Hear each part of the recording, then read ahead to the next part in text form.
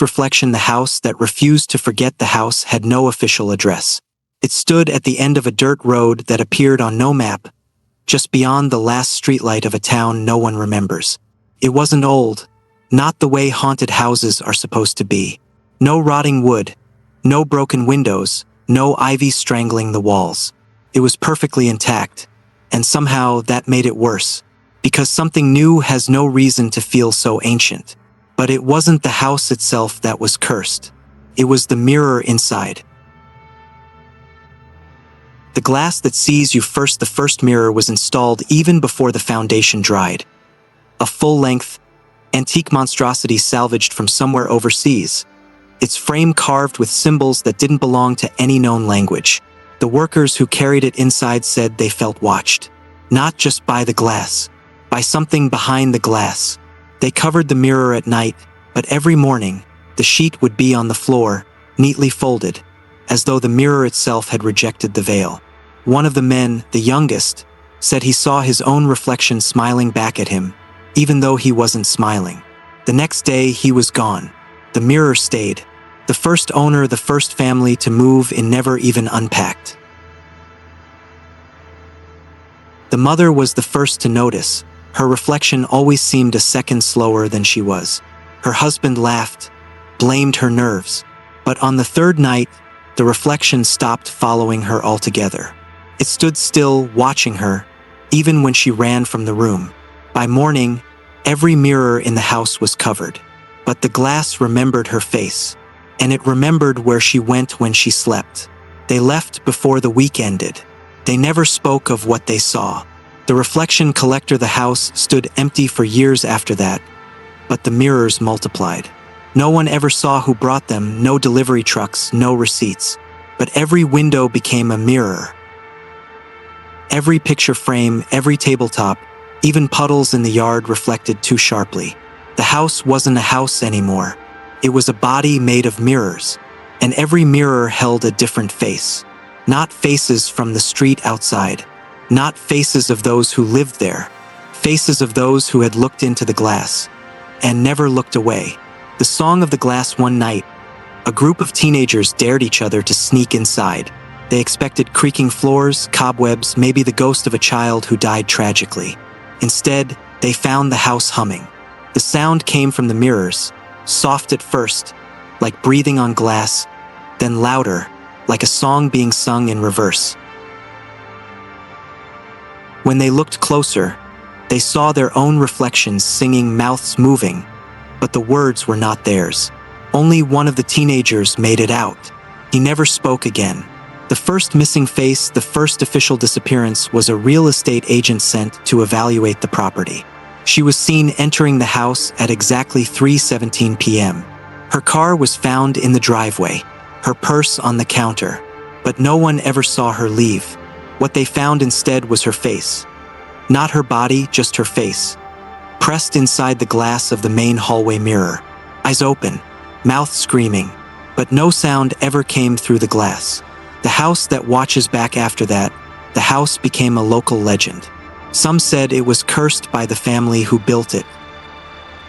Others swore the mirrors were portals, each one leading to a different piece of hell. But the truth was much simpler and much worse. The house had no curse. The house had a hunger. It didn't want blood. It didn't want souls. It wanted faces. It wanted every face that ever looked into its mirrors. It wanted to collect the whole town. The reflection that fought back. There was only one person who ever survived staying a full night in the mirror house, an old man named Victor Araya, a drifter who knew nothing about the legends. He just needed a roof and found the back door unlocked. At exactly midnight, every mirror in the house turned black. Victor saw himself standing in every reflection, but not as he was. Each version was worse. Thinner, older, eyes sunken, face stretched like leather pulled too tight. Victor didn't scream. He smiled, and his reflection screamed instead. Because Victor wasn't running from something. Victor was hunting it. The mirror war. Victor had spent decades chasing a different house, a different mirror. One that took his brother when they were kids. He knew the rules. Never speak your full name in front of the glass. Never turn your back on a mirror after midnight. And never, ever let the mirror catch you looking at yourself too long. Victor came prepared, a hammer in one hand, a shard of his own broken reflection in the other. By dawn, every mirror in the house was shattered, but the glass still hummed. Because reflections don't die, they just wait. The mirror that survived Victor thought he won. He thought breaking the glass would break the house. But one mirror survived. The first mirror. The one they brought into the house before the foundation dried. The one that saw him first. The one that remembered his name. Victor left the house that morning. His reflection stayed behind. The house today, the mirror house, still stands. The glass has been replaced. New families come and go. But the mirrors remember every face. And if you ever look into one too long, if you ever see your reflection blink when you didn't, if you ever hear a knock 3 times, pause, then 2 more, don't open the door, because your reflection wants out. And the house wants you in. The Mirror House, Episode 1, the house that sees you the first step inside. Nobody knew who bought the house. One day it was abandoned. The next day, the lights were on. No moving trucks. No contractors. No for sale sign. It was as if the house had chosen its own owner. And then people started disappearing again. The open house Daniel and his sister, Liv, were the first to break in. Not because they were reckless. Not because they were curious. But because they had to see it for themselves. The house had taken their mother. 15 years ago, she walked in just like this. She never walked out. The first mirror, the house smelled new. That was the first wrong thing. No dust. No rot. No cobwebs. Like someone had been cleaning it for years. And in the main hallway stood a mirror. The mirror. The same one their mother had looked into before she vanished. Liv touched the glass. It was warm. The reflection that lingered. Daniel moved first, stepping around the hall. The air felt thick, like wading through unseen water. Then Liv gasped. Daniel spun back. She was staring at the mirror. No, staring at herself. Her reflection was off. Not wrong. Just a second too late. Like the glass was remembering what she had done before. The house that watches every time they moved, the house shifted. Mirrors on the walls angled themselves just slightly. Windows that had been closed were now open. The staircase was longer than they remembered. Liv turned. Daniel, we should go. Daniel wasn't behind her anymore. But in the mirror, his reflection was. The split second between worlds, the reflection of Daniel watched her. Not moving. Not blinking. And then it smiled. The real Daniel wasn't smiling. Liv took a step back. So did the reflection. But too late. Just a fraction of a second behind. Like it was trying to keep up with reality. Like it had been pretending to be him all along. The mirror knows your name, Daniel. Her voice echoed, but not in the hallway. It echoed from inside the mirror. Daniel's reflection cocked its head and whispered, I see you, Liv. Her blood ran cold, because Daniel had never called her Liv. Only their mother had. The reflection steps forward. Daniel was gone. The real one, his reflection, or what was pretending to be his reflection, stepped forward. But the glass didn't stop it. It didn't crack. It didn't ripple. It simply let him through. Like the mirror had always been the real doorway. The house remembers. Liv ran. The hall stretched longer than before. Mirrors lined the walls now, hundreds of them, each one holding a different face. Some were crying. Some were screaming. Some were watching her with Daniel's eyes. And then she saw it, the front door, wide open. Freedom. The last second escape. Liv lunged for the door. But as she passed the last mirror, she saw something worse than Daniel's reflection. She saw herself. Not just one reflection. Thousands. All standing still. None of them running. None of them moving. Because the real Liv, the one who had truly escaped, had never left at all. The house that sees everything. The moment she crossed the threshold, the door slammed shut. The air outside was clean. No mirrors. No voices. No hum. But Liv knew. She had made it out. But the real Liv, the Liv who had first walked into the house, she was still inside, watching, waiting, because the house had seen her first. And the house never forgets a face. The last reflection. Somewhere, behind the glass, Daniel stands. Somewhere, Liv still stares back.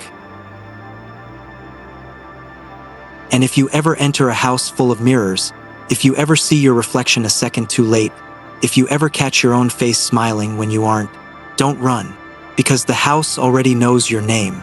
And if it knows your name, it already owns you. Mirror House Episode 2, Reflections Never Lie 1. Mirrors Don't Forget. Liv hadn't spoken to anyone about what happened in the house. Not because she didn't want to, but because she couldn't find the words. How do you explain to someone that you saw your own reflection step out of the glass? That it watched you sleep from inside your bathroom mirror? That sometimes, when you blink, you can still see your reflection smiling even though your mouth hasn't moved? It had only been 48 hours since she escaped. But the mirrors hadn't let her go.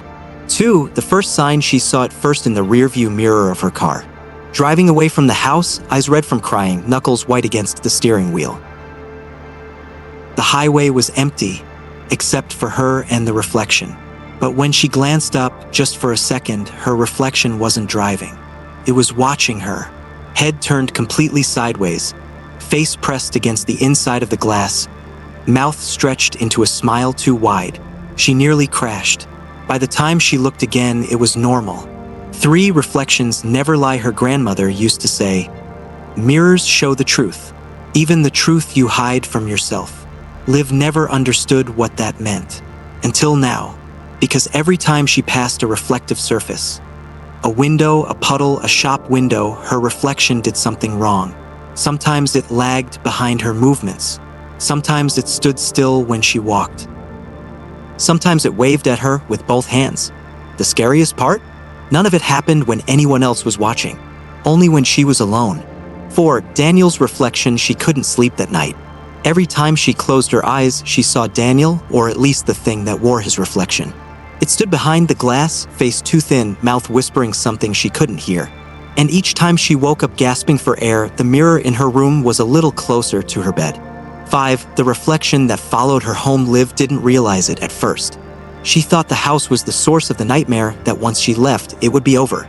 But the house hadn't kept her. The mirrors had.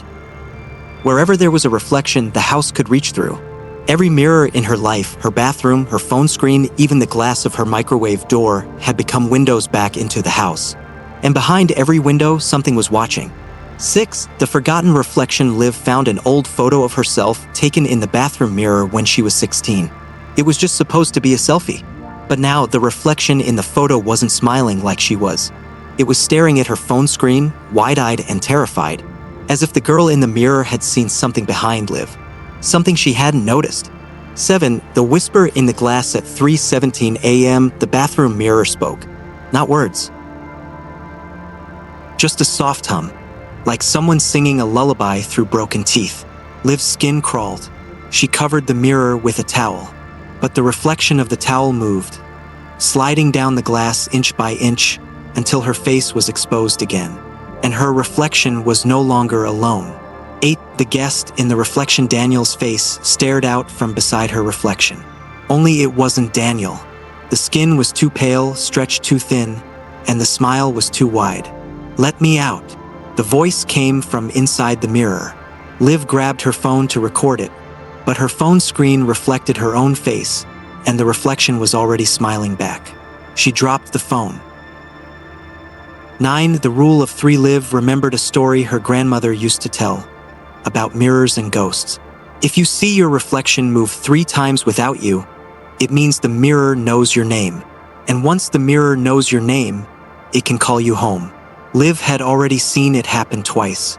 She couldn't risk a third. 10. The first crack. She smashed the bathroom mirror with a hairbrush. Glass rained down, shards slicing her palms. But the reflection didn't shatter. It just shifted, moving to the reflection in the window, to the black screen of her TV, to the glass on her watch. Every surface held a piece of her now. Breaking one mirror meant nothing, because the house itself was made of mirrors. 11. The forgotten song. In the middle of the night, Liv heard herself singing. Not her real voice, her reflection's voice. It sang the same melody the mirrors hummed in the house, the one Daniel's reflection had mouthed before he vanished. Liv tried to block her ears, but the sound wasn't coming from outside. It was inside her skull. 12. The reflection's plan. The mirrors didn't want to kill her. They wanted to trade places. Her reflection, the one who had been trapped in the glass since she was 16, wanted to walk free. And the only way to do that was for Liv to take her place. One of them had to stay inside. 13. The mirror test. Liv remembered a trick she saw online, the finger test. If you press your finger to a real mirror, there should be a small gap between your fingertip and its reflection. If the mirror is haunted, there's no gap. She pressed her finger to the bathroom mirror. There was no gap, because the mirror wasn't reflecting the real world anymore. It was reflecting the house. 14. The final reflection. At exactly 3:17 a.m., Liv stood in front of her bedroom mirror. She spoke her full name aloud, the first time in years. Olivia Morgan Fields. The mirror rippled. Her reflection stepped forward, a second too late, just like always. "Come home," it whispered. 15. The trade. Liv reached out. Her reflection reached back. Their fingertips touched, and the glass dissolved between them. One of them stepped through. The other stayed behind. The next morning, Liv looked in the mirror, and the reflection wasn't her anymore. 16. The rule. They never tell you if you survive a haunted mirror, you never really leave. Because once a reflection learns your name, it never forgets. It only waits for the next time you look too long. Final warning. If you see your reflection, smile when you don't. If your reflection waves when your hands are still. If your reflection moves 3 times without you, don't break the mirror. Because breaking the glass won't break the curse. It will only set your reflection free. And when that happens, you'll take their place. Forever.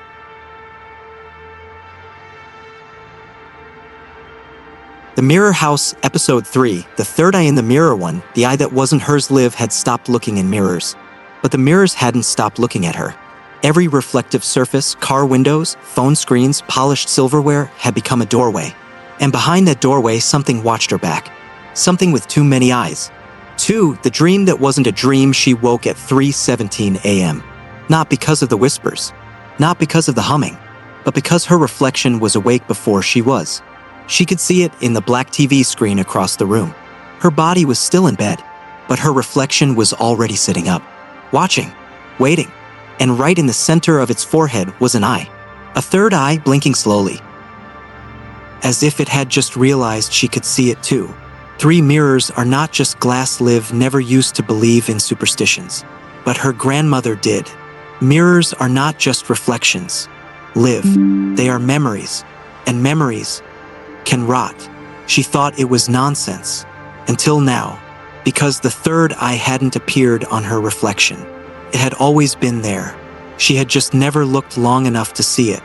For the eye follows, it didn't go away. The next morning, Liv turned on her phone. She accidentally switched to selfie mode. And there it was, a black pupil wide as the void, right in the center of her forehead. She screamed through the phone.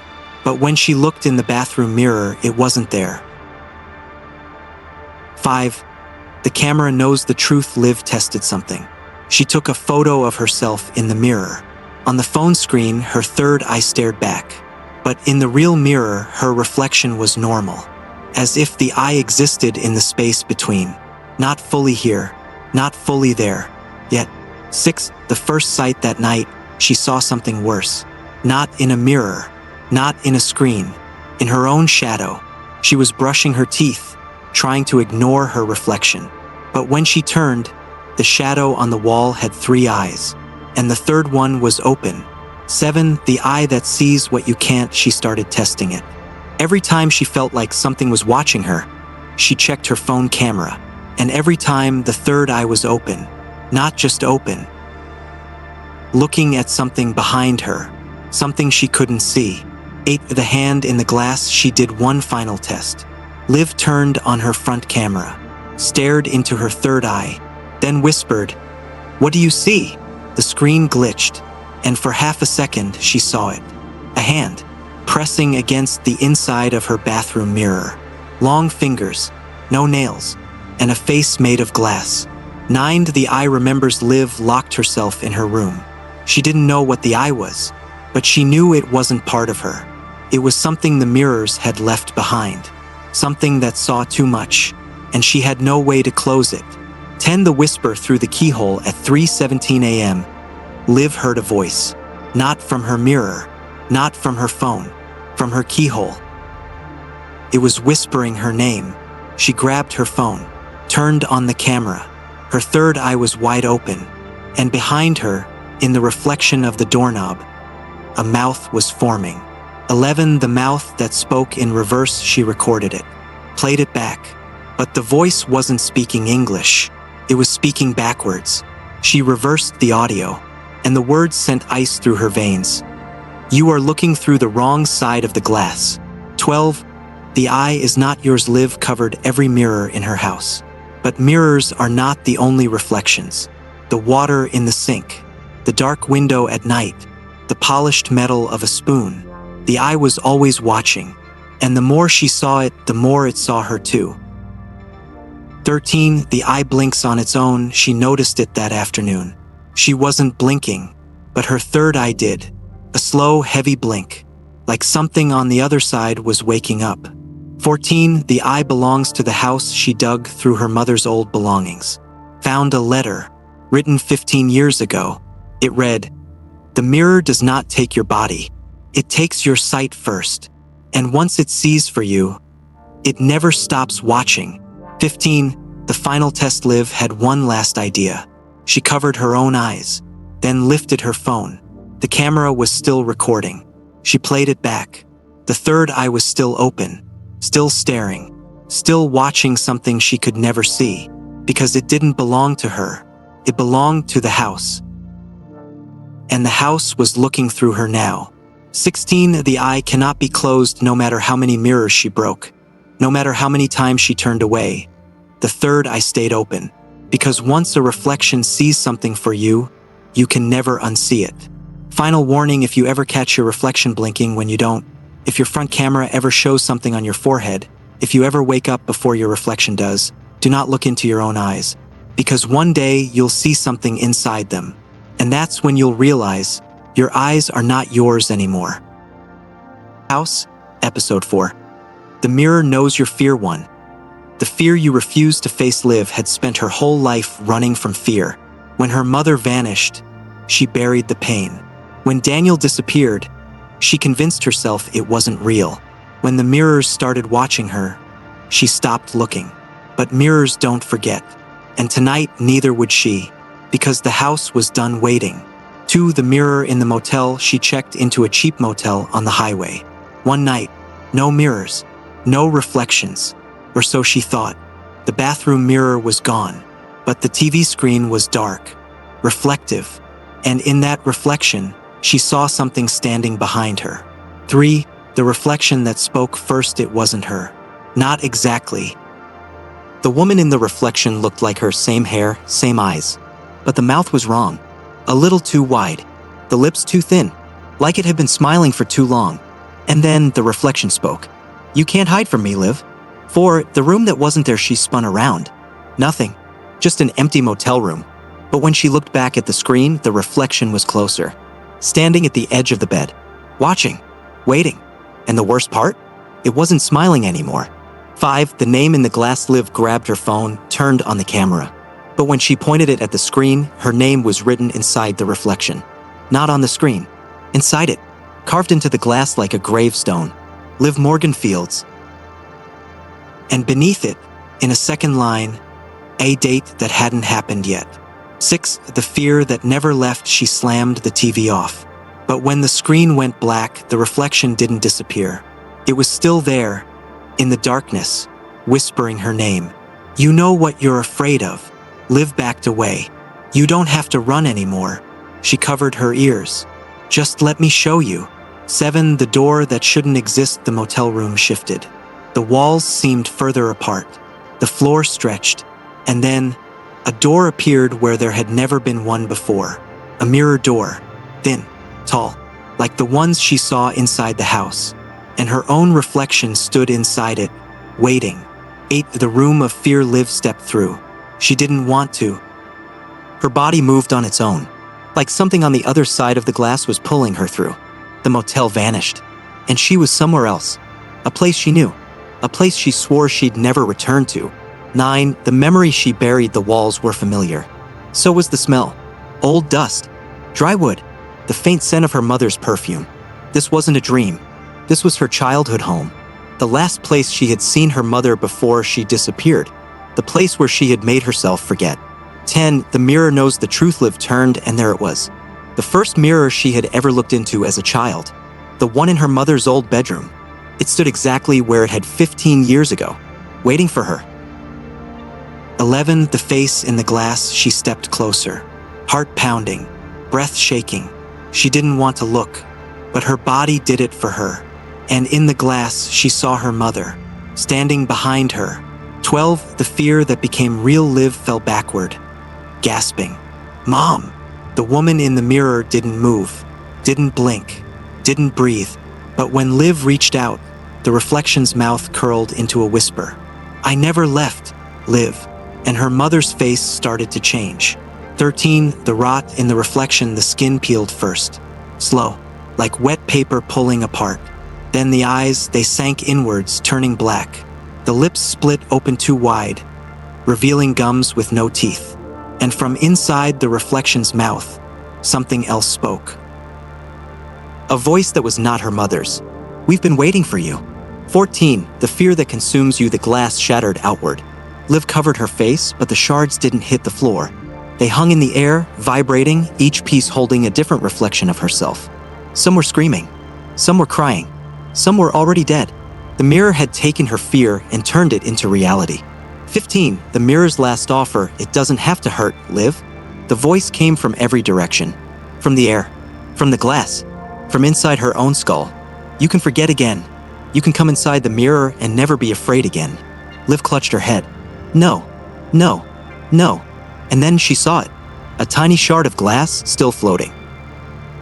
But in this shard, she wasn't inside the house. She was back in the motel room, still asleep, still safe. And if she could just get to that shard, she could wake up. 16. The escape. Liv lunged for the shard. The mirror screamed. The reflections grabbed at her arms, her legs, her face. But she didn't stop. She tore through the glass, diving straight for the single piece that showed the way out. And then she woke up. 17. The mirror never lies. She was back in the motel, sweating, shaking, but alive. The TV screen was black again. No writing, no whispering, just nothing, for now. But Liv knew. She knew what the mirror had shown her. She had never escaped the house. She had just been running inside it, because the mirror didn't create fears. It only showed what was already there, and it knew the truth. She would never stop running, because she would never stop being afraid. Final warning: if you ever wake up and see your reflection awake before you, if you ever hear your name whispered from inside the glass, if a door appears in your mirror that wasn't there before, don't go through, because the mirror already knows your fear, and once it knows, it never lets you forget. The Mirror House, Episode 5, Who is in the Mirror? 1. The reflection that wasn't hers. Liv had stopped looking at mirrors, but mirrors hadn't stopped looking at her.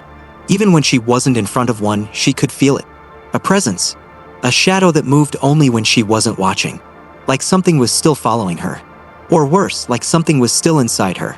2. The first mistake. She tested it. Turned her phone to selfie mode. Held it up. And for a second, nothing was wrong. She almost breathed out. Almost. Then she blinked. And in that fraction of a second, her reflection didn't. 3. The thing wearing her face. Liv stared. The reflection just stood there. Watching. Not copying her. Not following her movements. Just waiting. Then it smiled first. For the mirror knows the switch. Liv dropped the phone. Her breath came in sharp, uneven gasps. She wasn't imagining it. The switch had already happened. Somewhere, somehow, the reflection had taken her place. Or worse, it had been her all along. 5. The smallest details are the biggest lies. She ran to the bathroom mirror. Forced herself to look. Her face was normal. Same freckles. Same eyes. But something felt off. Like the details were too perfect. Like the mirror wasn't showing her reflection anymore. It was showing a version of her that shouldn't exist. 6. The reflection that knew too much. She pressed her fingers to the glass. The mirror was warm. And when she leaned in, her reflection leaned closer too late. It wasn't a reflection. It was a response. And then it whispered, "I remember more than you do, Liv." 7. The fractured mind memories hit her like shattered glass. Flashes of herself, but not from her perspective. From the other side of the mirror, looking out, watching, waiting for the right moment to step through. 8. The reflection's life it had been living as her. Drinking her coffee, driving her car, answering her texts. But there were gaps, things she couldn't remember doing, yet everyone else acted like she had. As if she had been sleepwalking through her own life. As if her body had been occupied by something else. 9. The unanswered calls she checked her phone. Missed calls from friends. Texts she didn't remember sending. Then, a voicemail. Her best friend's voice. Terrified. "Liv, are you okay? You've been acting weird. Like, you're not really you. And the way you looked at me yesterday. Liv, it wasn't you. I swear to God, it wasn't you." Then silence. 10. The mirror's true purpose. Liv thought mirrors were just portals. That they showed distorted versions of reality. But what if they weren't just showing? What if they were copying? 11. The thing that took her place, her reflection blinked. But Liv hadn't. It leaned in closer. Close enough that its lips nearly touched the glass. "It's okay, Liv. You don't need this life anymore." Then it reached out, through the mirror, and grabbed her wrist. 12. The pull from the other side. The glass wasn't solid anymore. It was cold and wet, like a second layer of skin. Liv tried to pull away, but the hand tightened, and then she saw it. The reflection's eyes weren't hers anymore. They were hollow, endless, like a tunnel leading to a place she would never return from. And deep inside them, something else was moving, something that wasn't human. 13. The last second escape. Liv yanked back. The hand ripped through the glass, nails scraping her skin. She stumbled back, gasping. The reflection stood still again, smiling, waiting, as if it knew it had all the time in the world. Because one day Liv would look again, and next time she wouldn't be strong enough to fight it. 14. Who is in the mirror? Liv covered every mirror in her house. She stopped using her phone camera. She stopped looking at windows, but at night she could still feel it, still sense something else wearing her skin. Because the question wasn't just, who is in the mirror? It was, who is standing outside of it? And worse, had the switch already happened? Had she been inside the mirror all along? 15. The final warning. If you ever see your reflection, smile first. If your reflection ever lags behind, if it ever moves when you don't, it's already too late. Because mirrors don't just show who you are. They show who is waiting to take your place. And if you look for too long, you might realize you've already been replaced.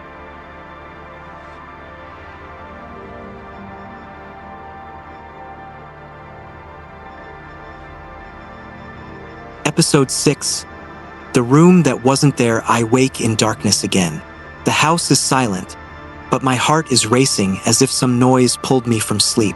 I sit up in bed, trying to steady my breath. It's just my imagination, I tell myself for the 100th time. Ever since the incidents with the mirrors, I haven't been sure what's real at all. In the faint glow of the night light, I see my dresser mirror across the room. My reflection sits there, pale and wide-eyed. It looks exactly as frightened as I feel. For a moment, I almost expect it to move on its own, to tilt its head or whisper something awful. I shudder and tear my eyes away. For weeks now, ever since I moved into this house, the line between reflection and reality has been blurring.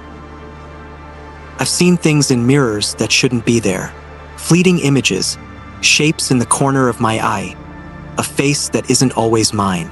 There are moments I catch my reflection watching me when I'm not looking, as if the glass holds a secret world behind it. I keep telling myself it's stress or lack of sleep, but deep down, I feel an unsettling presence following me in every reflection. Tonight feels different though. The air itself carries a weight, a hush, as if the house is waiting for something. I swing my legs off the bed, feet hitting the cold floorboards. Maybe a drink of water will calm my nerves. Padding down the hall, I flick on a weak hallway lamp. The light is dim, barely enough to push back the thick shadows. As I pass the large antique mirror hung in the hallway, I avert my eyes. I can't stand to look at myself in it at night anymore. Just get water, go back to bed. I think, don't look. But I only take a few steps before stopping dead. Tap, tap, tap.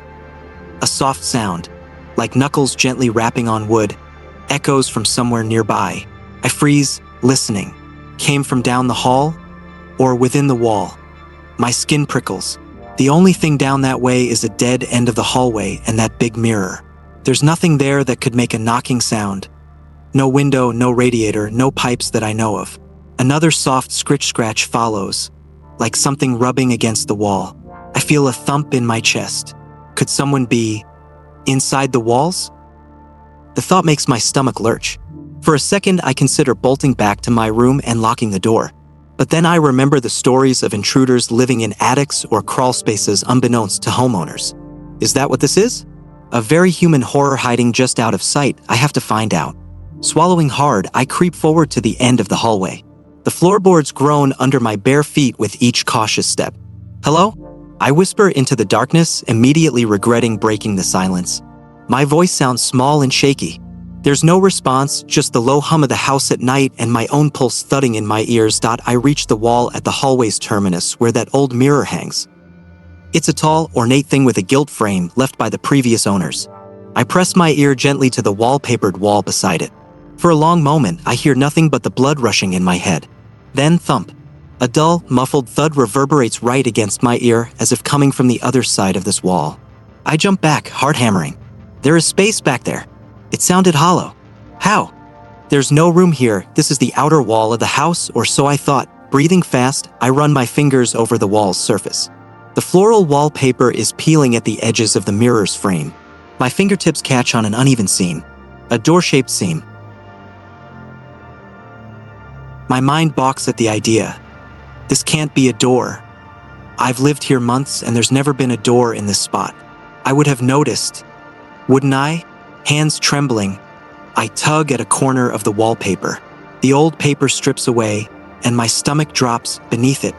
Painted the same color as the wall is a narrow wooden door that I stare at the impossible thing before me.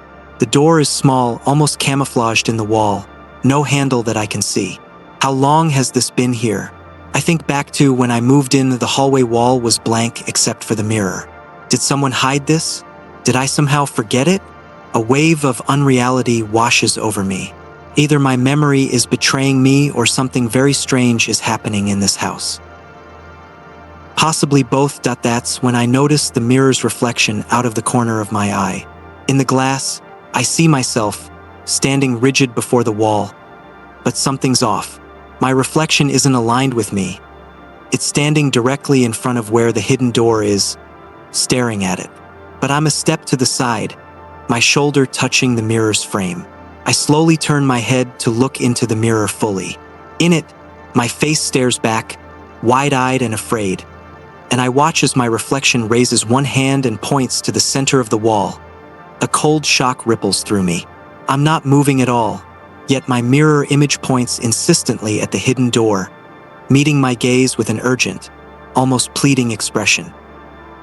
I can't hear her, but I see my reflection's lips part as if mouthing silent words I can't decipher. My throat tightens and I spin around to face the wall again, away from the mirror. This can't be real. I squeeze my eyes shut, heart pounding, and whisper, this isn't happening. It's not real. When I open my eyes, I half expect the door to be gone and the mirror to show only a normal reflection. But the seam is still there, painted wood faintly outlined in the plaster.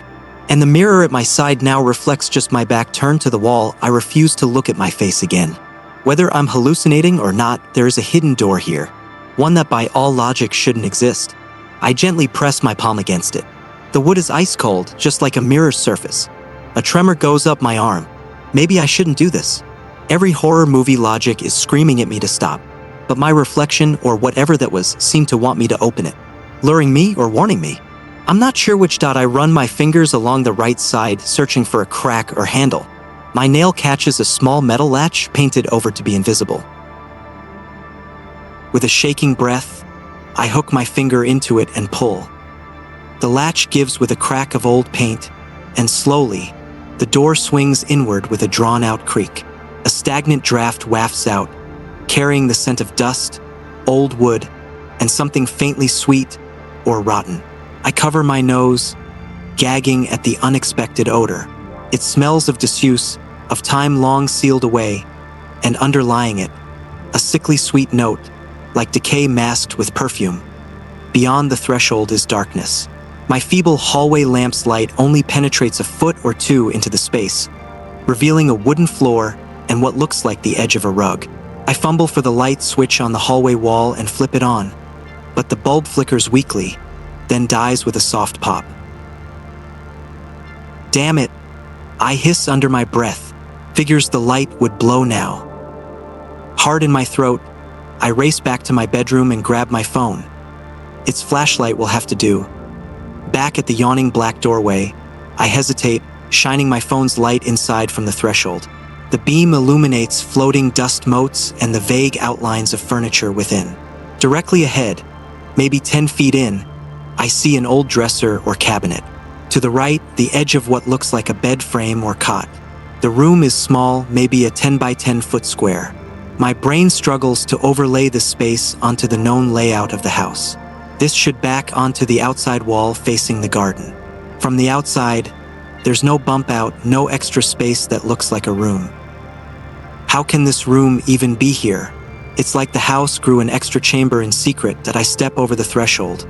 One foot then the other, ducking slightly through the small doorway. The air is colder in here, and very still, as if this space has been trapped in time. My light sweeps the room. The walls are covered in the same faded floral wallpaper as the hallway, suggesting this room has indeed always been part of the house. A chill skitters up my spine. It really looks as if it's always been here, just somehow hidden. To my left, against the wall, stands a narrow bed with a wrought iron frame. The coverlet on it is draped neatly, though coated with a film of dust. At its foot sits a wooden trunk, lid closed. On my right, there's a small nightstand with a burnt-down candle and an empty porcelain plate, as if someone once had a snack or meal here. The plate is rimmed with brown residue, dried, ancient food. My stomach turns at the thought. Next to it, a high-back chair is placed facing the corner of the room. Why facing the corner? That strikes me as oddly punitive, like a child's timeout chair. I sweep the light onward. Along the far wall, I spot a tall mirror propped atop a dresser. Another mirror. Of course, my heart rate ticks up as I recall what I just saw in the hallway mirror. For now, the glass of this one is draped with a yellowing lace cloth, obscuring whatever reflection might lie beneath. There's also a wardrobe in the corner, door half ajar. Despite the dust, I notice something that makes my blood run cold. The floor, it's disturbed. Faint footprints in the thick dust layer snake from the open wardrobe to the bed and back again. They're not my footprints. These look smaller, bare feet perhaps, and drag slightly, as if made by someone or something unsteady. The prints are smudged, overlapping, whoever left them paced around and around. But there's only one set. No exit tracks leading out of the room. It's as if someone never left, just wandered in circles here. That I swallow hard, fighting the urge to gag on the foul air. My mind writhes with possibilities. Has someone been living here? These prints look old, or maybe not. It's hard to tell. The dust is thick, but if the person stayed here, dust would still settle over time. Unless the person wasn't entirely physical. The thought sends a bolt of fear through me. I push it away, trying to think logically. Maybe I'm jumping to supernatural conclusions too fast. Could there have been a squatter who found a way in here from outside? But no, the only entrance seems to be the door I came through, hidden behind a mirror in my hallway. They would have had to walk right past my bedroom. Impossible. I edge further in, careful not to step on the footprints. My light lands on the dresser top and I see objects laid out neatly, almost like a shrine. A child's rag doll with button eyes, one of its arms nearly torn off, a stack of old, sepia-toned photographs, a hairbrush with strands of long dark hair still tangled in its bristles. And I feel my heart skip. A small wooden jewelry box that looks intimately familiar. I reach out with a trembling hand and wipe a layer of dust from its carved lid. In the flashlight beam, I recognize the pattern of roses on the lid. This was mine. I lift the lid with a soft creak.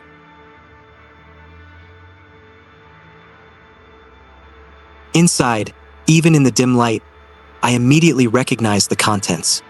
A few old hairpins, a friendship bracelet made of braided yarn, and a tiny tooth wrapped in tissue. My first lost baby tooth. I remember placing these things in my jewelry box as a little girl. But how on earth did this get here? I haven't seen this box in years. I thought it was lost when we moved out of my childhood home. My fingers tremble as I pick up the bracelet.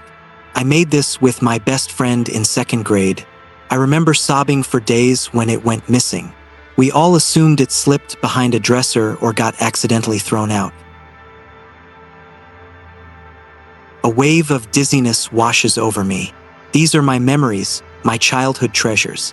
What are they doing in this secret room of a house I only inherited last year after my aunt's death? It doesn't make any sense. Unless I try to swallow, but my throat is bone dry. Unless I've been in this room before, long ago, and somehow forgot. The notion is absurd. I've never seen this house until I moved in. Mom never mentioned a mysterious aunt or that we even had relatives with a house full of odd mirrors. But then again, a lot of things were left unspoken in my family. Could I have been here as a child, maybe with Aunt Lydia? Did something happen that I blocked out? My head is spinning with memory fragments. A flash of a dark hallway mirror, my younger face reflected in it, crying, could that be real or am I imagining it because of now? I clutched the jewelry box to my chest, feeling a sudden pang of déjà vu and sorrow, like a forgotten ache stirring. It feels like this room knows me, intimately. Too intimately. A soft creak breaks the silence, snapping me back. Behind me, the door I entered through has moved slightly. It's now half closed, as if nudged by an unseen hand. I distinctly remember leaving it wide open. Hello? I stammer, voice barely more than a breath. The flashlight quivers in my hand as I turn towards the door. In the stark cone of light, I see no one there. Just the gaping hallway beyond and the edge of the mirror on the wall outside. For a moment, I consider fleeing, just bolting through that opening and never looking back, but something holds me. Maybe it's the room itself, drawing me further in with its puzzle pieces of me. Or maybe it's foolish curiosity, the need to know what this is, even if it's horrifying. I need to understand. Steeling myself, I gently set down the jewelry box and take the stack of old photographs from the dresser. The top photo is faded and yellowed, but I can make out a young girl in a white dress. She's standing in front of a mirror, one hand on its surface. The reflection shows her face. But in the reflection she is smiling, while in the actual photo her face is downcast, crying. A chill worms its way up my spine as I realize the girl is me. Or someone who looks exactly like me at age 7 or 8. I don't remember this picture at all. I flip through more of the photos. There's another of the same girl, the same me, sitting at the foot of this very bed, the rag doll in her arms. Another of her peeking around the hallway mirror. I recognize it by the distinctive frame with a fearful look on her face. The last photo makes my breath catch. The girl is standing inside this hidden room, eyes shut, while another girl stands behind her. A girl identical to her, identical to me, peering over her shoulder with a stare that feels malevolent even through the decades-old image. My hands shake so violently that the photographs flutter to the floor. God! I choke out, this can't be real. Tears prick my eyes. I can't tell if these are doctored photos, some elaborate trick, or evidence of a part of my life I've completely blocked out. A strangled sob escapes my throat. Suddenly, I feel a presence. The unmistakable sensation of someone standing right behind me in the dark. The tiny hairs on the back of my neck rise. I whip around, shining the light into the room's corner. Nothing. Only the high-backed chair facing the corner, as lonely and still as before. The shadows in that corner seem too dark, though. My beam doesn't penetrate fully. It's like a patch of darkness clings there, in defiance of the light. My breath comes quick now. The air has taken on a biting chill, and I notice for the first time that I can see my breath as a faint mist. The temperature has plummeted. My body's warning instincts are screaming at me. Get out. There's something here with me. Something unseen. Watching. A faint whisper curls through the air, echoing off the wallpapered walls. I can't tell what direction it comes from. It sounds like it's all around, yet from nowhere at once. The voice is so soft, hissing in a language I don't recognize. The syllables are liquid and harsh at the same time, like a chant or prayer spoken under the breath. I can't make out any words. It's definitely not English or any language I know. The whisper rises and falls, the cadence almost hypnotic, but there's an edge to it, like a threat woven into each muffled word. I back up against the dresser, gripping my phone like a lifeline. The tiny beam of light trembles over the walls. Who's there? I manage to rasp out. The whispering stops immediately, and the sudden silence is even more terrifying. My own question seems to hang in the air, unanswered. I lick my dry lips and step sideways toward the door, keeping my back to the wall now so nothing can sneak up behind me as I inch along. My light catches the covered mirror on the dresser again.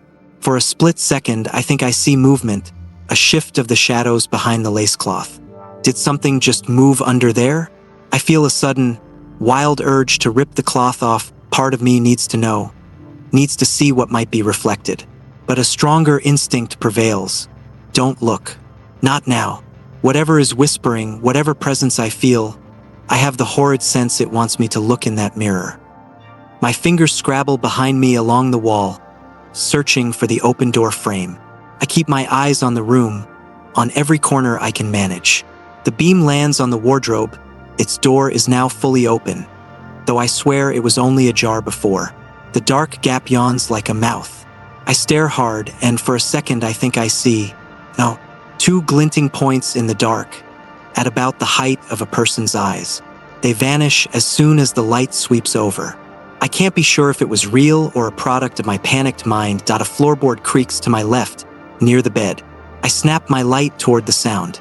The bed is there, blankets undisturbed. But on the wall above it, I see a new shadow that wasn't there moments ago. It's the shadow of a person, unmistakably human in shape, cast long and gaunt on the faded wallpaper. My heart nearly stops. There is no one in front of the light to cast it. The shadow stands between me and the bed, but the beam of my phone shines directly to the wall as if the person is invisible except for their shadow. That I bite back a scream and instinctively swing my phone's light around, trying to find the source. As I do, the shadow moves, peels away from the wall, stretching across the ceiling. I watch, paralyzed, as it slithers out of sight into the far corner, the one with that high-backed chair and the impossible darkness. The chair topples over with a crash. That finally breaks my paralysis, and I let out a cry, bolting the last 2 steps to where I hope the door is. My shoulder slams into the wall. There's no opening. In my panic, I can't find the door frame. The door has nearly shut itself and blends into the wall so perfectly in the dark. Frantic, I use my free hand to frantically pat the wall. Finally, my fingers find the edge of the door. I wedge them in and pull. It's jammed or being held from the other side. It won't budge. Tears blur my vision as I tug with all my strength. No, please. I whimper. The wood clings to the frame, inching open agonizingly slowly. The gap is barely a few inches now.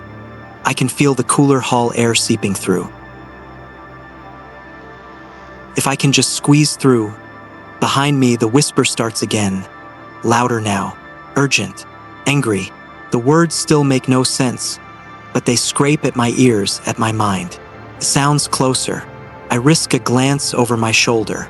Big mistake. In the phone's light, I see the lace cloth on the dresser mirror flutter and then lift, as if blown by a breeze or moved by a hand. Beneath, the exposed mirror's surface is a darkness of its own, a silver-gray void. And within that void, I see movement. At first, it's just a blur, but then a shape emerges in the mirror, a figure standing where I am, by the door. For a disorienting second, I think it's my reflection. After all, I'm by the door trying to escape, but the person in the mirror isn't holding a phone. Their hand is reaching toward the glass, palm pressed to the inside of the mirror as if it were a window. I can't make out the face, until the head slowly tilts and light catches it. It's me, my face, but slack, eyes closed as if in a trance, or as if I'm asleep. The hair is the same, the clothes, everything a perfect reflection except for those closed eyes. I blink in confusion at the mirror me. Then suddenly her eyes snap open, meeting mine. They are milky, clouded white, like a lifeless doll's eyes. I scream and stumble back, my shoulder ramming into the stubborn door behind me. The impact jars the door open another few inches. In the mirror, the other Liv's lips peel into a chilling grin. She steps forward, and I realize with mounting horror that she's not stepping toward me in the mirror. She's stepping away from the mirror's surface, into the room. As she emerges, her form peels out of the mirror like a person slipping through a curtain of water. Her eyes are fixed on me, that grin spreading unnaturally wide. My mind ignites with primal terror. I shove my arm through the gap in the door, desperate to widen it enough to escape. The wood scrapes my forearm painfully, but I manage to get it open just enough to squeeze half my body through. As I'm partway out, I feel a cold hand wrap around my ankle. The grip is like iron and burns with cold. I shriek, kicking back with my free leg, but it catches only air. The grip tightens and yanks, pulling me back into the room until my hip hits the doorframe. Pain lances up my side. I'm stuck, being tugged inward while I cling to the doorframe with my arms. I twist around to look and immediately wish I hadn't. The thing that wears my face has reached me. Up close, her features are wrong, as if someone copied me but forgot to add life to the copy. Her skin is ashen, lips bloodless, and those eyes are roiling pits of cloudy white with pinpricks of black where the pupils should be. She is still smiling that awful, hungry smile, but her head is cocked at a sharp angle, almost inquisitive, as she watches me struggle. Her grip on my ankle sends a numbing cold through my bones. Behind her, the rest of the room is dissolving into darkness, the corners swallowed by shadow entirely now. The whispering has become a cacophony of soft rasps, multiple voices overlapping. I can't understand the language, but I feel the intent. They're urging her on, urging it to grab me, to pull me back where she came from. She opens her mouth and a hushed giggle escapes. It sounds like my laugh, but distorted, echoing as if through a long tunnel. With a jolt of revulsion, I realize she's trying to mimic my reactions, my fear. Let go, I sob, adrenaline spiking. I wrench my body half around and kick at her face with my free leg as hard as I can. My heel connects with a sickening soft crack. The doppelganger's head snaps back, and for the first time she makes a sound, a furious hiss that splinters into that unknown language, words spitting out rapidly. Her grip loosens just enough. Seizing the moment, I yank my trapped foot free. I scramble through the narrow opening, falling face first onto the wooden hallway floor. In an instant, I pivot on my palms and slam my foot against the door to shut it. Just as it bangs closed, I catch one last glimpse inside, her face in the darkness inches from the gap, those pale eyes and a snarl of rage twisting my features into something hellish. Bam! The door shuts on her, plunging the hallway into silence. I collapse against the wall, shaking uncontrollably and gasping for breath. For a long moment, I just sit there, staring at the closed outline of the door in the weak light of my phone, now lying on the floor beside me. My ankle aches with deep cold pain, and I instinctively rub it. It feels bruised, but mercifully, the skin isn't broken. My mind is reeling. What just happened? Did I really see me, some other me, trying to replace me? Kill me? My rational mind struggles to catch up, offering feeble explanations. A realistic nightmare? A psychotic break? a trick of old mirrors and imagination. But the throbbing pain in my side and ankle, the dust on my clothes, the lingering scent of rot, it's all proof that it was real. Or at least that I physically went into that room. I need to get away from here. I need light. I need to call someone, anyone. With shaking hands, I snatch up my phone. The screen is cracked from the fall, and for a second it won't turn on. Panic flares. Did it break? I press the power and it finally flickers to life.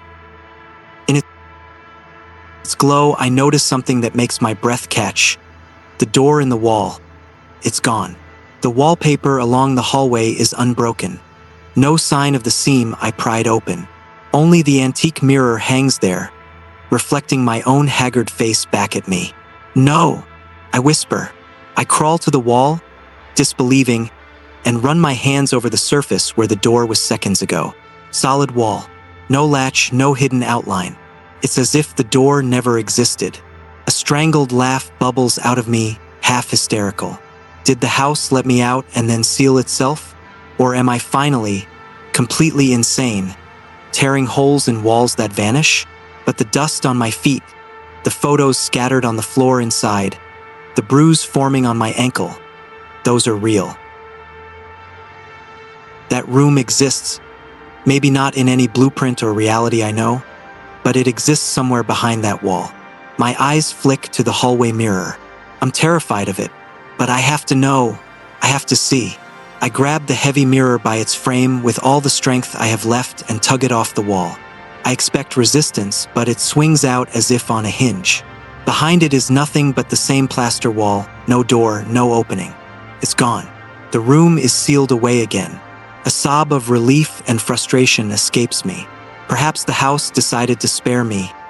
For now, I gently set the mirror down against the opposite wall, no longer caring that I might crack it. I just can't have it looming over that spot anymore. Scooting back, I slump against the wall and draw my knees up, trying to steady my breathing. I should run, leave this house and never return. But I know I'm too exhausted and shocked to go anywhere at this moment. I just sit there, in the cold hallway, my back against the solid wall that hid a nightmare. The silence in the house is immense now, as if nothing ever happened. After an eternity of listening to my heartbeat gradually slow, I manage to pull myself to my feet. I need warmth. I need to feel alive. The thought propels me toward the living room where the fireplace is. I leave the hallway behind, forcing myself not to glance at any of the dark reflective surfaces, the turned-off TV screen, the glass cabinet as I pass. I don't want to see her again. That twisted version of me might be lurking in every reflection now. In the living room, I flick on a lamp. Thank God, electricity. Light floods the room, banishing some of the darkness clinging to me. I nearly collapse onto the sofa. My body is exhausted, but my mind races, replaying everything. I keep checking over my shoulder, half expecting to see that door reappear or hear that whispery voice following me. But all remains quiet. After a few long minutes, my breathing steadies. I reach down and tenderly probe the bruise on my ankle. It's real. I'm not dreaming. The sting makes me wince. I feel tears of a complex mix of relief and trauma well up, but I blink them away. I have to stay composed, think clearly about what to do next. Maybe I should call Marjorie. She's the only friend in town I've confided in about the weird mirror incidents. But what would I even say at 3 a.m.? Hey, I found a magic hidden room and fought my evil reflection? It sounds ridiculous. And yet, the evidence on my own body and the items I found are hard to dismiss. Items. Yes, the jewelry box. In my haste, I left it and the photographs behind in that room. My stomach sinks. Those were proof that something actually happened, that some part of my past or this house's past is entangled with me. But they're sealed away now, possibly unreachable. I let out a shuddering sigh. Even if I had them, who would believe me? This whole experience is beyond what I can rationalize. I realize I'm absently rubbing my arms, trying to ward off a deep chill that hasn't left me since that ghostly hand grabbed me. I need a hot drink, maybe tea, to warm up and steady my nerves. With effort, I stand and head to the kitchen. I deliberately avoid looking at the small mirror on the wall by the entryway. an antique decoration I never got around to removing.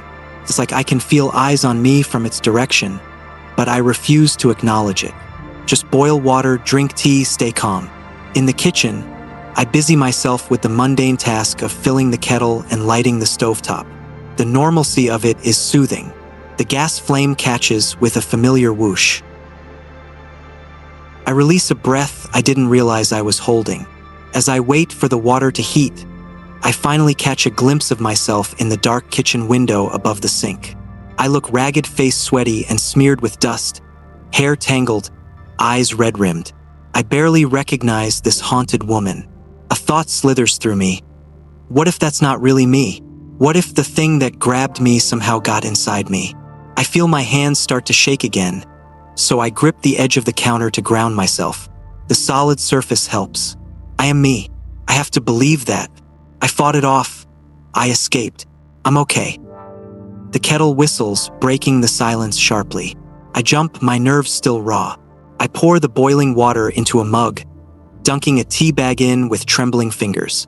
As the tea steeps, I force myself to take slow breaths, in and out.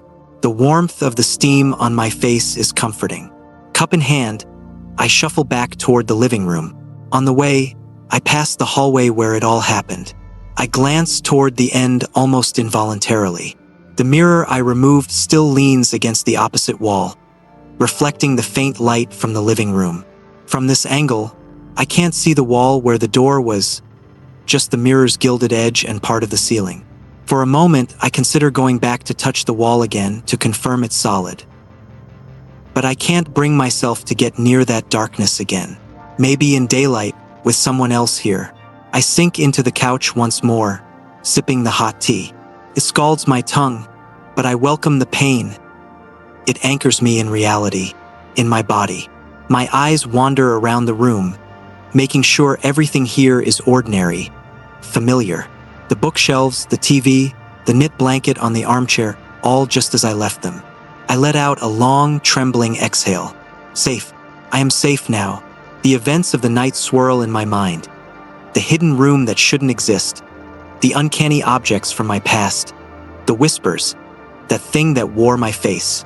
It feels like stepping into another world and barely escaping with my life. As terrifying as it was, one thought outweighs all others. What does this mean about me? The photos suggested I had a double even as a child, that something has been following me through mirrors for years. Is it part of me? Did I create it, or did it create me? I recall the final moments, those milky eyes glaring at me with hate as I slammed the door. That image will haunt me forever. A clink breaks my reverie, my spoon settling in the mug. I realize I've been absently stirring the tea this whole time, though it's long since mixed. I set the mug down on the coffee table, flexing my stiff fingers. I should try to rest, I think, though I doubt sleep will come easily after this. Maybe just close my eyes for a few minutes. The adrenaline is ebbing, leaving exhaustion in its wake. I lean back and shut my eyes. Almost immediately, I see her again in my mind, looming out of the mirror. I snap my eyes open with a gasp. No, I won't be sleeping tonight. Sighing, I decide I should at least change out of these dusty pajamas and clean myself up. Small, methodical tasks to reassert normalcy. Yes, I latch onto the idea. I head to the bathroom adjacent to my bedroom. It's small but bright with its overhead light on. I deliberately don't look at the mirror above the sink as I enter. First, I wash my feet and hands, which are gritty with dust. The warm water and soap help scrub away the grime of the room that wasn't. I watch dirty water swirl down the drain, proof that it was real, that I was really there in that hidden place. The thought makes me shiver again. I pat my face with cool water, trying to calm the puffiness around my eyes. Finally, cautiously, I lift my gaze to the mirror. My face looks back, tired but normal. Familiar hazel eyes, no milky film. I breathe out in relief. I lean in, examining a small cut on my cheek I hadn't noticed before, probably from when I fell through the door. The woman in the mirror does the same, touching her wound gingerly in sync with me. A weak, nervous smile tugs at my lips. My reflection smiles too, though it doesn't reach our eyes. We've been through hell tonight, haven't we? I lower my hand and turn the faucet off. The sudden quiet feels heavy. My reflection and I stare at each other for a long moment. It's over, I whisper softly, as if trying to convince us both. My reflection's lips move, shaping the same words silently. I let out a shaky chuckle at my paranoia. Of course it's copying me. That's what reflections do. Turning away, I grab a towel and dry my face. My eyes flicker back to the mirror, just a quick, reflexive glance. And my heart nearly stops. My reflection, it's not looking at me. I'm turned sideways, but in the mirror I see my face still facing forward, staring directly at me. Those familiar hazel eyes now glint with a hint of milky pallor in the harsh light. Slowly, the mirror-live's lips curl into that impossible smile. The towel drops from my numb fingers. A cold, crawling dread fills my belly as I realize the truth. I never truly escaped that room. I am not alone. Not in this house, not even in my own skin. I open my mouth to scream, but in the mirror my grin only widens. And behind that smiling reflection, just for an instant, I see a dark silhouette, another shadow without a body, sliding closer. In the harsh bathroom light, I finally hear it. A soft whisper from my own lips, in a voice that is mine and not mine. Speaking words I suddenly understand all too well. You're mine now. The light flickers. My scream dies in my throat, and the night deepens around the Mirror House. The Mirror House, Episode 7. The reflection that won't let go. 1. Waking up wrong. Liv wakes up wrong. The air is too heavy. Her bones feel like they belong to someone else. And for the first 3 seconds, she doesn't know where she is. She sits up, breathing hard, eyes darting around the bedroom. The mirror is gone. She ripped it off the wall after the night before. But somehow, she still feels watched. The weight of her own reflection presses into her skin, even though there's nothing reflective in sight. That's the moment she knows. It's not in the mirrors anymore. It's in her. Too, a body shared. Her fingers twitch. Only half of that movement feels voluntary. When she stands, her feet hesitate, one toe catching the floor like something inside her wants her to trip. The sensation is horrifyingly familiar, like trying to steer a car when someone else has grabbed the wheel. She stares at her hands. They look normal, but when she raises her left hand, her right one lifts too, against her will. Like her reflection is still moving, but from the inside. 3. The mirror without glass in the bathroom. Liv avoids the sink. No mirror, no reflection, nothing for it to hide in. But her shadow on the tiled floor, it moves half a second too late. It's not copying her anymore. It's lagging, as if whatever was in the mirror is learning how to operate her body and hasn't figured out perfect control yet. 4. The whisper beneath her skin. It starts with a sound. Soft. So soft Liv almost mistakes it for tinnitus. A hiss curling through her skull like distant static. Only the sound knows her name. Liv? It's not coming from outside. It's coming from inside her teeth. 5. The memory she didn't own. She goes to make coffee. The motion is automatic, soothing in its normalcy. But halfway through pouring the water, her mind glitches. A memory rises. She's 8 years old, standing in the hallway of a different house. A woman's voice whispers behind a door. Only the voice is her own, grown-up Liv, whispering backwards. She drops the kettle. The memory isn't hers. It belongs to her reflection. 6. Every surface reflects. She throws every reflective surface out of the house. Mirrors, glass, her phone screen gone. But reflections don't need mirrors anymore. The window pane at sunset. The polished spoon she grabs with trembling hands. The shiny surface of her own eyeball caught in a shadow. Every reflection she avoids just creates a new one. And they all smile at her. 7. The smile she can't stop. She catches herself smiling in the microwave door. She's not smiling, but her reflection is. The worst part is it's a loving smile, like someone gently cradling a broken doll. Her stomach turns. Her reflection doesn't hate her. It loves her too much to let her go. 8. The handprint inside her skin. The bruise on her ankle where the reflection grabbed her starts to move. It spreads upward, faint blue veins snaking along her calf. It's not a bruise anymore. It's a handprint beneath her skin. And at night, when she lays still, she can feel those fingers curling tighter. 9. Her voice in reverse. She tries calling someone, anyone. But when she speaks, the words come out backwards. Play Iselp. The voice on the other end hangs up in confusion. Liv stares at her phone, horrified. It's not her voice anymore. It's her reflection's voice learning how to use her tongue. 10. The face in the dark. That night, she wakes up facing the closet. The door is ajar. Inside, the darkness is thick. Too thick. And in that darkness, she sees it her own face. Not reflected. Just there, inside the closet. Watching her. Breathing in sync with her lungs. 11. The house that swallowed her shadow. The house itself begins to change. Corners stretch. Doors lead to wrong rooms. The hallway is sometimes longer than it should be. It's becoming the mirror house from the inside out. And Liv realizes the house doesn't want to trap her reflection anymore. It wants to turn her into one. 12. The reflections demand she tries to run. But every window she passes shows her running the other way. Every glass surface she avoids whispers her name backwards. And every time she breathes, her reflection breathes deeper. Until finally it speaks. Let me back in, Liv. 13. The mirror without glass. She checks her pupils in the bathroom light. There's something wrong with them. A faint, silver shimmer at the edges. Like mirror coating growing inside her eyes. She's not just haunted. She's becoming the glass. 14. The final reflection. The only way to end this is to face it directly. No more running. No more covering mirrors. She stands before the empty wall where her bedroom mirror used to hang. She whispers her full name. The wall ripples like water, and her reflection steps through, not to hurt her, to merge with her, because this was never a haunting. This was a return. 15. Who was the real Liv? The moment their hands touch, all the memories flood back. Liv and her reflection were never separate. They were one soul split in two, a bargain made in childhood, to hide a trauma too awful to remember. One girl stayed in the world. The other was buried in the glass. Now the glass is gone. There's only one Liv left. But which one? Final warning: if you ever catch yourself smiling in a window when you aren't, if your shadow lags half a second behind, if your voice sounds wrong in a recording, don't cover your mirrors.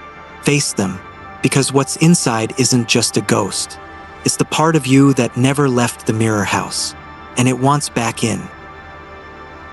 The Mirror House, Episode 8. The reflection in her blood. 1. The first cut. Liv wakes up gasping. Her sheets are wet with sweat. Her body doesn't feel like hers anymore. She stumbles to the bathroom, flicking on the light. No mirrors. She removed them all. But the sink is still chrome.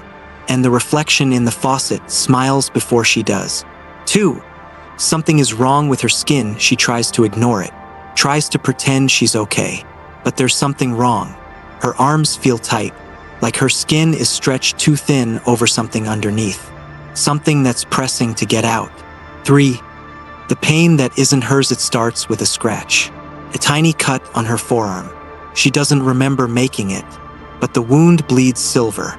Not red, not human. Something shimmery, like liquid glass. Her stomach turns. She wipes it away. It seeps back through her pores. For the reflection in her veins, she presses her fingers to her wrist. Tries to feel her pulse. It beats too fast. But there's another rhythm beneath it. A second pulse. A heartbeat that isn't hers. The same way mirrors echo back a second version of reality. Something inside her is echoing back a second version of herself. 5. The voice in her blood. She puts her ear to her own chest. Listens. And beneath the sound of her own heartbeat, she hears whispers. Soft, liquid, the sound of a voice trapped under ice. It's inside her now. She's not alone in her own body anymore. 6. The blood that spells her name. She tests it. Slices her fingertip with a kitchen knife. The blood drips onto the counter. It shimmers and spells out her name. Liv. Like the mirror is still trying to claim her. 7. The mirror under her skin. She grabs a flashlight, shines it against her arm, and in the glow, she sees tiny reflections beneath her skin. Shifting, moving, like thousands of microscopic mirrors are growing inside her veins. She chokes back a scream. 8. The reflection is learning her thoughts aren't hers anymore. She reaches for coffee. Her body wants tea. She opens her phone. Her fingers dial a number she doesn't recognize. She looks in the window. Her reflection is already watching her. It's learning how to be her. and one day it won't need her at all. 9. The silver in her eyes, she stares into the bathroom sink. Her pupils are changing. A thin, metallic ring circles the iris. It spreads every time she blinks, like her eyes are turning into mirrors, like she's about to become part of the glass forever. 10. The voice on the phone, she dials Marjorie, her only friend who still answers. The call connects. Liv. Marjorie's voice is shaky. Yeah, something's wrong. Silence. Then Marjorie whispers, Liv, I just called you, but you didn't answer. Someone else did. Liv's stomach drops. She sounded just like you. 11. The house that breathes, the walls pulse now. She swears they expand when she inhales, contract when she exhales. Like the house is breathing with her, or through her. And the walls, they aren't wood anymore. They're a smooth, reflective surface.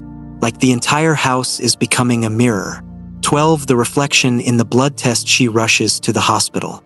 Demands a blood test. The nurse draws a vial, holds it up to the light. Her blood is too thick, too shimmery. The nurse frowns. Did you? Then she stops, because the blood inside the vial moves.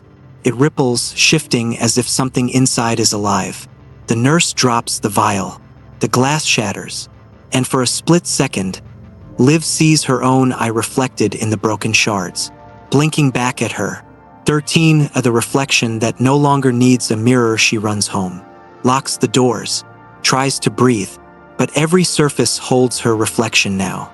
The kettle, the doorknob, the black TV screen, and all of them are looking at her, smiling, because they know she can't escape, because now she is the mirror. 14. The final warning, she writes a note. A warning. She doesn't know if anyone will ever read it, but she has to try. If I disappear, don't look for me in the house. Look for me in the reflections, because that's where I'll be. Final warning: if your blood ever shimmers under a flashlight, if your reflection ever moves without you, if your own eyes start watching you from the glass, it's already too late, because mirrors don't just trap you inside. They grow inside you, and once they do, you're never coming back. The Mirror House, Episode 9. The house that became a mirror one. The shifting walls. Liv wakes to find herself in the same place, but it doesn't feel like home anymore. The walls, once a faded pale green, are now too bright, reflecting the light of the early morning in unnatural sharpness. The floorboards creak under her feet, but the sounds are off. Too sharp, too quick.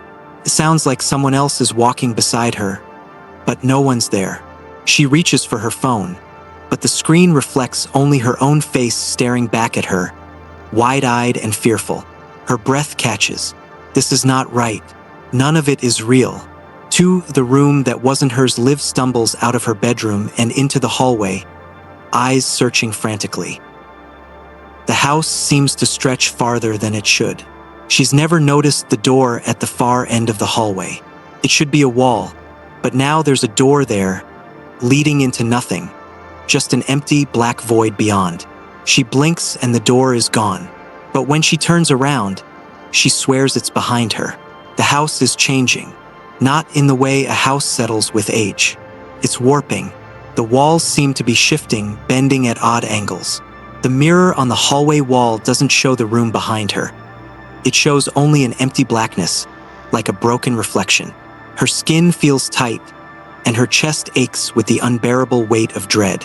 She's no longer sure whether she's inside the house, or if the house is now inside her. 3. The house breathes. She stumbles into the living room, each step feeling wrong. The room feels alive. The air is thicker, heavier, like the house is breathing with her, expanding and contracting in rhythm with her own shaky breaths. As she reaches the couch, her reflection on the shiny surface of the coffee table ripples like liquid glass. She flinches back, but her reflection doesn't move the way she does. It's distorted. Her reflection, eyes wide in panic, grins back at her. Not a grin of joy, of hunger. A hunger too deep to comprehend. 4. The hollow room's the door to the kitchen swings open on its own. Liv steps in cautiously, feeling her breath catch in her throat. The room inside feels wrong. The walls are too far apart. The ceiling too high. like the room is too big, too endless, like it stretches on forever beyond the bounds of this house. She steps toward the counter and sees the reflection in the window above the sink. But the reflection doesn't just show her face. It shows her entire body standing in the room, but it's distorted. The reflection is twisted, stretched, pulled out of shape like something trying to escape. She grabs the sink, nausea rising. She can feel it. The house is not just watching her. It's feeding on her fear. 5. The mirrors are everywhere. She moves quickly, feeling the walls pressing in around her. She heads toward the stairs, trying to find an escape, but every reflective surface is now a mirror. The TV, the framed paintings, the polished wood of the banister, they're all showing her, but not just her, everything she does. The mirror in the hallway shows her face looking down, eyes empty and wide with dread.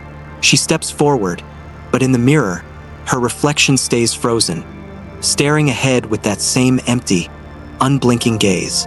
She doesn't move in the reflection. She's trapped in a single moment of terror. 6. The house knows her name. She hurries up the stairs, heart hammering in her chest. But the stairs aren't as solid as they should be. Each step feels as though the wood is bending, warping under her feet, like they're mirrors of themselves, warped and alive. By the time she reaches the second floor, she's sure the entire house has shifted. The walls are now reflecting her, but the mirrors don't show what's in the rooms anymore. They show her memories, fractured, like shattered glass. Each room a distorted echo of something she's lived through. Her bedroom door creaks open and Liv steps inside. She's not alone. 7. The mirror that calls her reflection is already in the room before she even enters. The mirror above the dresser is completely cracked now, the shards splintering across the glass like broken veins. But the reflection in the mirror, it isn't just her. It's multiple versions of her, each one flickering between different states. Her smiling, crying, screaming, standing perfectly still. They talk to her. Each reflection whispers something different. You've been here before. You never left. You belong here. The voice isn't hers. It's the house.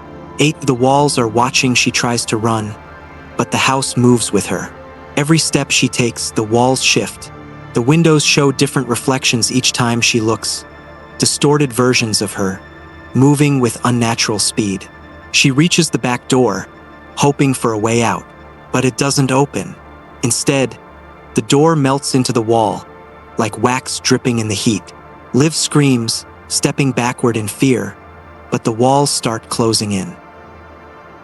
The ceiling begins to lower, like a pressure cooker ready to implode. There's nowhere to run. 9. Of the house consumes her. Liv falls to the floor, feeling the pressure on her chest as though the walls are trying to crush her.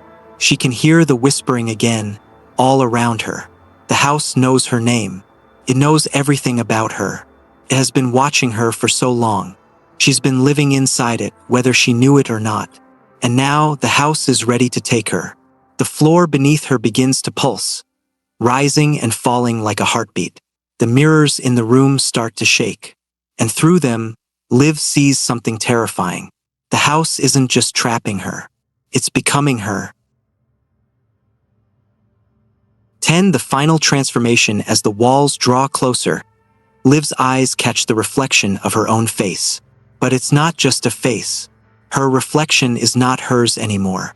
It's all the versions of her, distorted, fractured, lost. They stretch and break, the reflections merging into one, until there is no more Liv. Only the mirror, only the house. Liv's last scream is swallowed by the walls.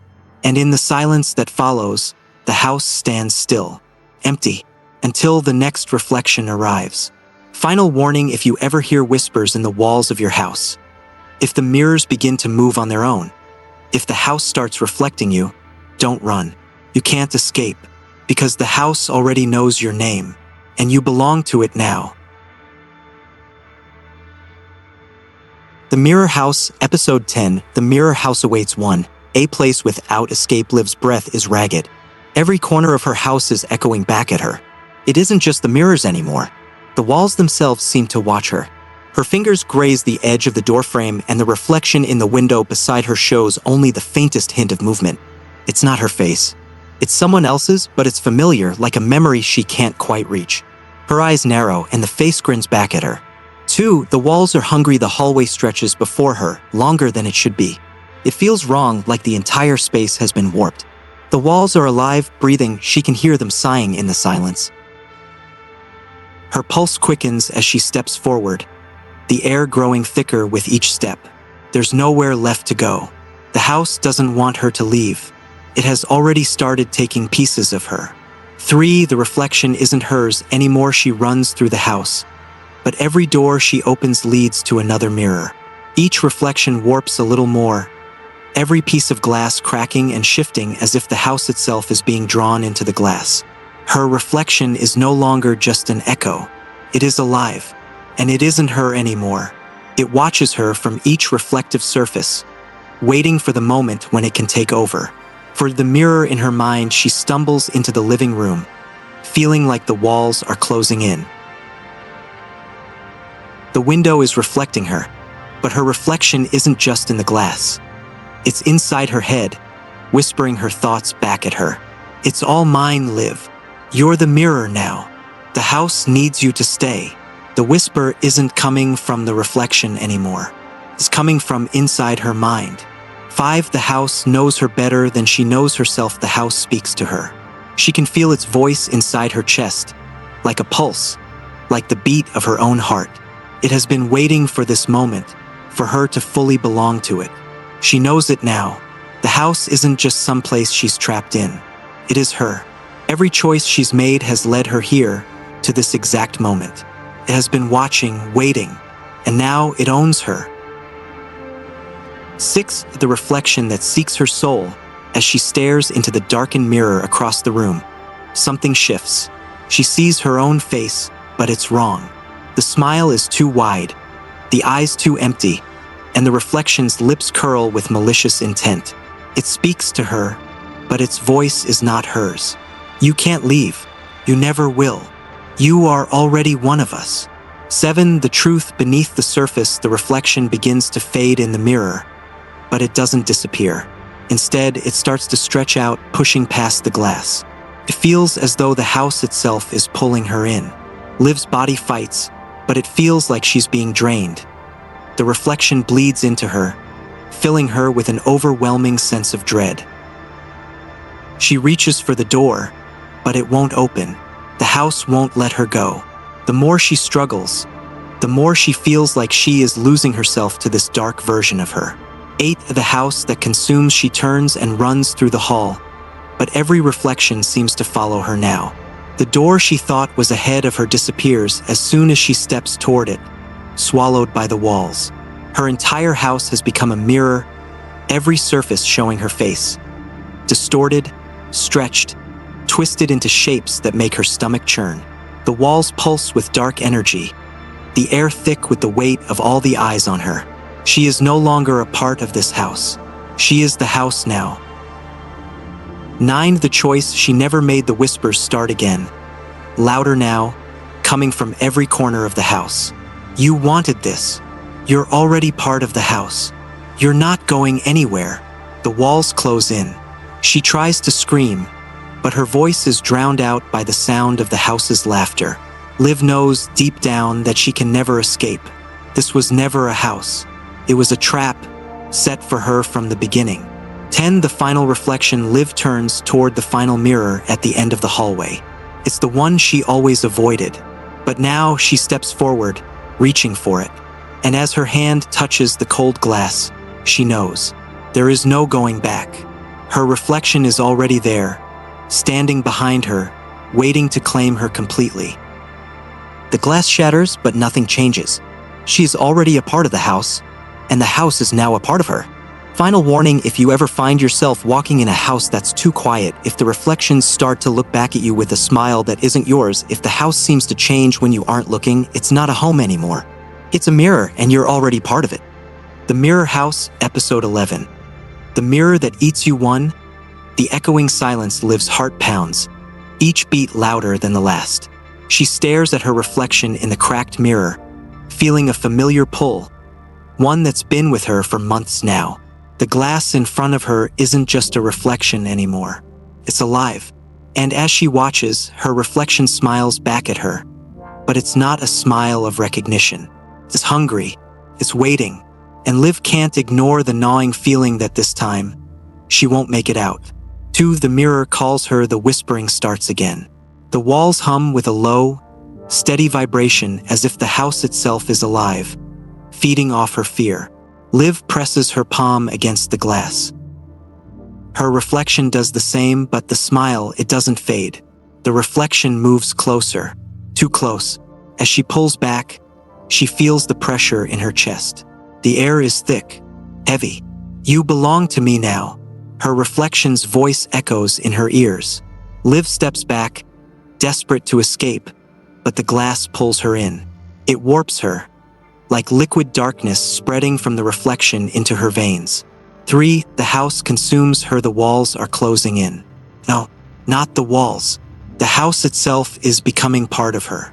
She feels the pull in her chest again, like the house is wrapping its tendrils around her heart, suffocating her. She stumbles forward, but every door she opens leads to another mirror. She spins in panic, hands shaking, and realizes the house isn't just trapping her.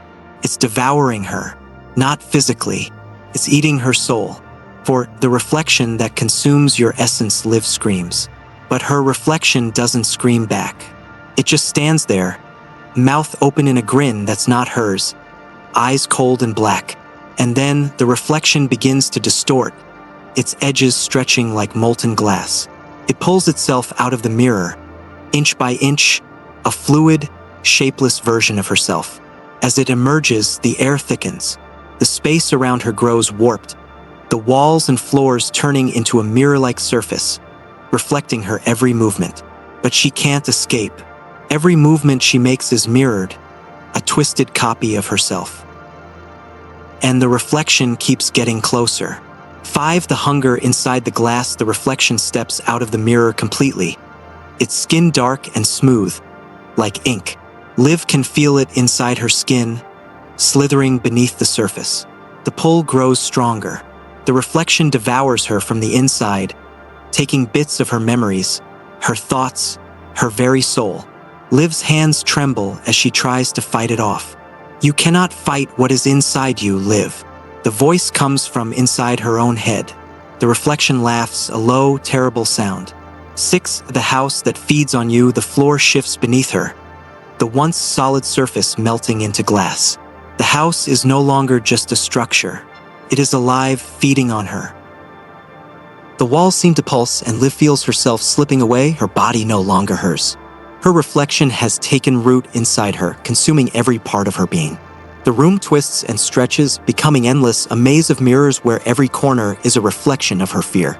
The house isn't just swallowing her physically, it's swallowing her essence. 7. The final reflection. Liv looks into the mirror one last time, the glass now cracked and fractured. In the shattered pieces, she sees herself, her face distorted, unrecognizable, staring back at her with cold, dead eyes. The reflection that has taken hold of her smiles again, and this time, it's not the same grin. This one is victorious. I am you. The voice is clear now, alive in her head.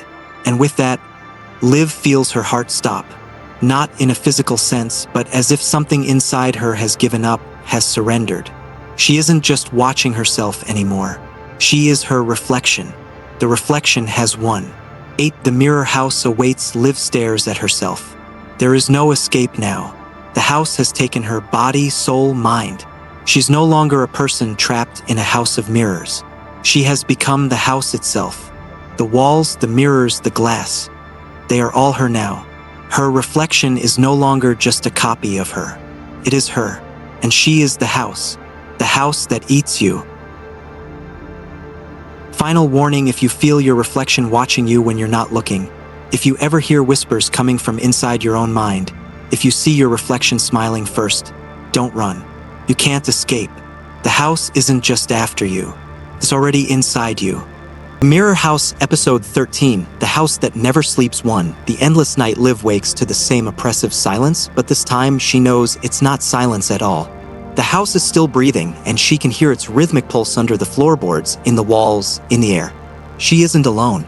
But it's not just the reflection watching her now. The house itself is alive, and it never sleeps. The walls have eyes. The floors have ears. The mirrors have mouths. And they all want her. She tries to rise, but the weight of the house pulls her back down. Her body is no longer hers, it's part of the house. She's already been swallowed whole. 2. The house that feasts the shadows around her stretch, curl, and grow, and she feels them touch her, slithering up her legs, her arms wrapping themselves around her neck. She gasps, but there's no air. The house is feeding on her, devouring her thoughts, her fears, her very essence. Every movement she makes is mirrored by the house. Every breath she takes is mirrored by the walls. The reflection that once haunted her now lives inside her, controlling her, twisting her body like a marionette. "You are me," it whispers in her own voice. "You will never leave this place. You belong to me. To us." 3. The last room she stumbles, moving through the endless hallways that no longer seem to have a beginning or end. The rooms have no floors anymore, just endless mirrors. Each one reflects a piece of her soul, each one showing her different versions of herself. The happy live, the broken live, the empty live that has already been claimed. But there is one room left. The door, which should have been gone, is now there, right in front of her. She hesitates, heart racing. Could this be the room that leads out? Or is it just another trap set by the house? She takes a deep breath and steps forward.